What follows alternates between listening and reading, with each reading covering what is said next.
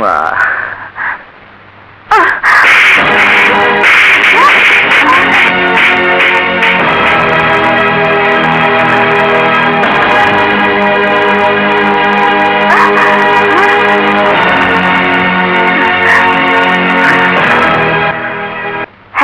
Hello, Rahul speaking. Sagar এখন বাসায়, পরে কথা হবে, রাখি। হ্যাঁ না ডার্লিং, কি করবো বলো? যখনই তোমার কথা মনে পড়ে তখন আমি সমস্ত বাধা নিষেধ ভুলে যাই। মনে হয় তোমাকে সুমনের সাথে বিয়ে দিয়ে আমি ভুলই করেছি। তখনই তো তোমাকে আমি না করেছিলাম, আমি সুমনকে বিয়ে করব না, তুমি তো বললে। হ্যাঁ, তোমার দোষ নেই, আমি স্বীকার করছি। আমি চেয়েছি তুমি সুমনের বউ হয়ে গিয়ে ওই হাসান চৌধুরীর সমস্ত সম্পত্তির মালিক হবে, তারপর সমস্ত টাকা পয়সা নিয়ে আমার কাছে চলে আসবে।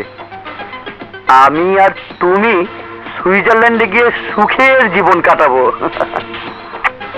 আমি জানি তুমি আমাকে খুব ভালোবাসো, আমিও চেষ্টায় আছি। সাভারের জমিটা আমার নামে করে দিয়েছে, আরো 15 লাখ টাকা ব্যাংকে রেখেছে। আস্তে আস্তে সুমনকে পটিয়ে সব আমার করে নেব, তারপর ওকে লাঠি দিয়ে ফেলে আমি চলে আসবো তোমার কাছে। তুমি কোনো চিন্তা করো না ডার্লিং। ভাই, আমাদের কোম্পানির অনেকগুলো গাড়ি দীর্ঘদিন ধরে নষ্ট হয়ে পড়ে আছে। আপনি গাড়িগুলো সব চেক করে আমাকে খরচের একটা বাজেট।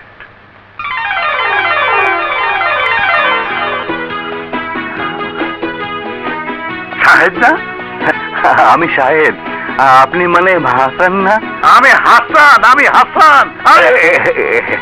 আপনার মানে তোর কাপড় ময়লা হয়ে যাবে। কাপড় ময়লা হোক, মন তো ময়লা হবে না।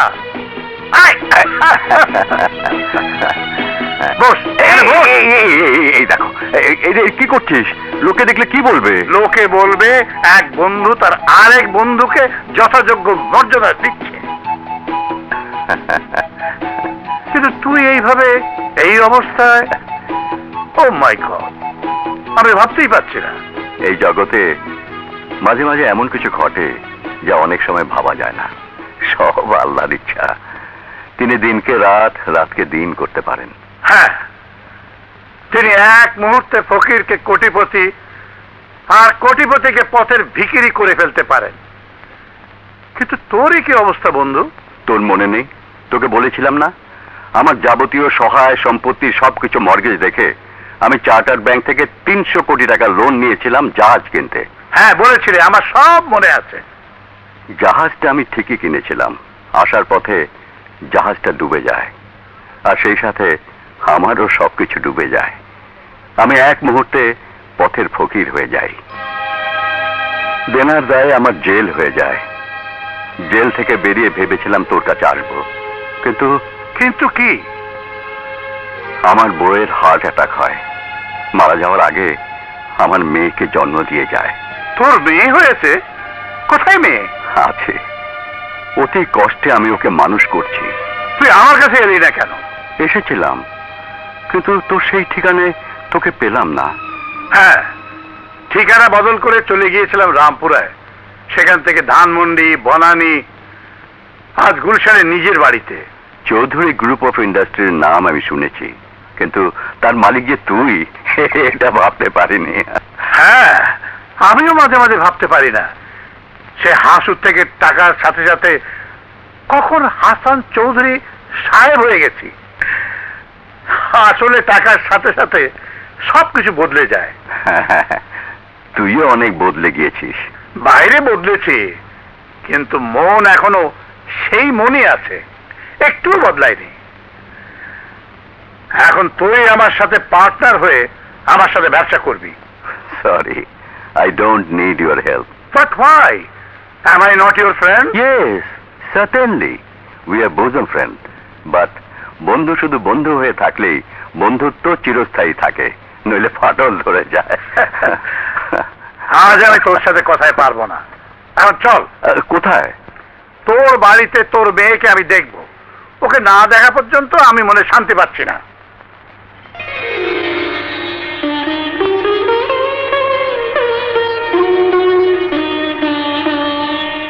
তোকে বলেছিলাম না আমার এক বন্ধুর কথা? এই সেই আমার বন্ধু, তোর হাসান চাচা। না থাক, বেঁচে থাক। যা মা, আমার বন্ধুর জন্য নাস্তা নিয়ে আয়। না মা, না, এখন নাস্তা না।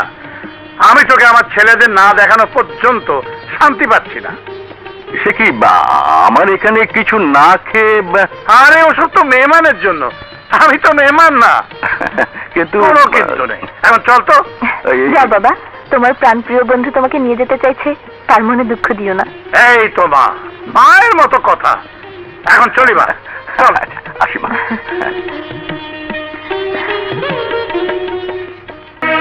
তোমার দেয়া কথা রাখতে গিয়ে আমি আমার জীবনটা নষ্ট করে দেবো কেন? আমার বন্ধুর মেয়ের সাথে বিয়ে হলে তোর জীবনটা নষ্ট হয়ে যাবে, কথাটার অর্থ বুঝতাম না। যাকে আমি চিনি না, জানি না, দেখিনি, ওকে তো দেখলো আমি দেখেছি, আর আমার দেখে মনে হয়েছে ও একটা সৌরভ ছড়ানো ফুল।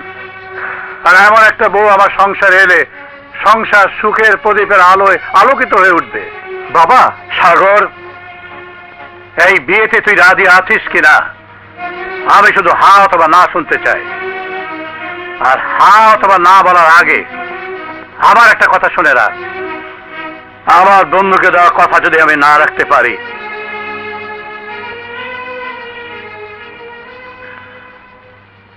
তাহলে আমি তোদের মায়া কাটিয়ে চিরদিনের জন্য চলে যাব। বাবা, বেশ, তোমার এই কথার পর আমার আর কিছুই বলার নেই।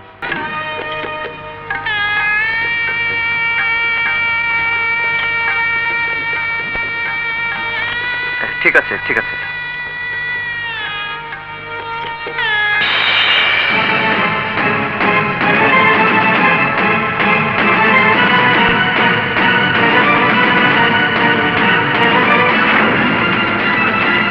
তুমি তুমি তুমি আমার বউ?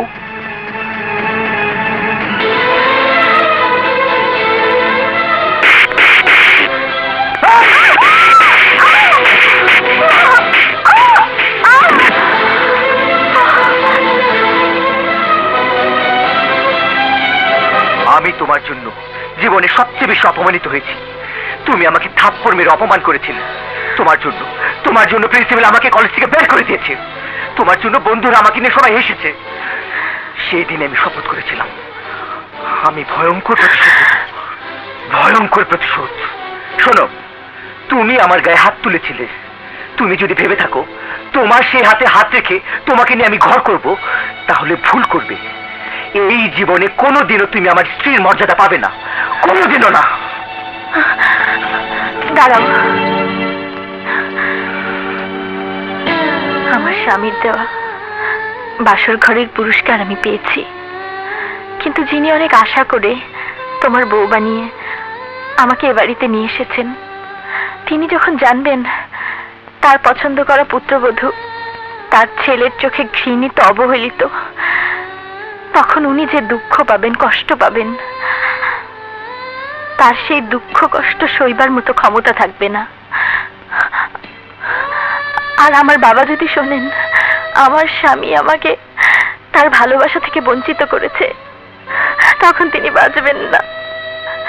তাই তোমার কাছে আমার অনুরোধ, তোমার জন্য না হোক, আমার জন্য না হোক, তোমার আমার বৃদ্ধ বাবাদের জন্য আমাকে ত্যাগ না করে এখানেই এই ঘরের এক কোণে পড়ে থাকতে দাও। আমি এই ঘরের মেঝেতেই আমার শয্যা পেতে নেব। কাউকে বুঝতেই দেব না, কাউকে বুঝতেই দেব না যে তুমি আমাকে ঘৃণা করো। সবাই জানবে তুমি আমি সুখী আছি। তাহলে তোমার আমার বাবা শান্তি পাবে। আমি নিজের জন্য তোমার কাছে ভালোবাসা চাইবো না। ইচ্ছে হলে আমার দেওয়া চরের বদলে প্রতিদিন তুমি আমাকে একটা করে চর মেরো, তাতেও দুঃখ পাবো না। তোমার প্রতি আমার জীবনের এটাই প্রথম ও শেষ অনুরোধ।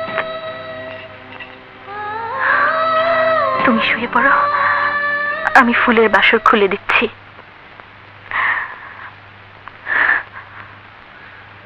তুমি খেতে বসছো?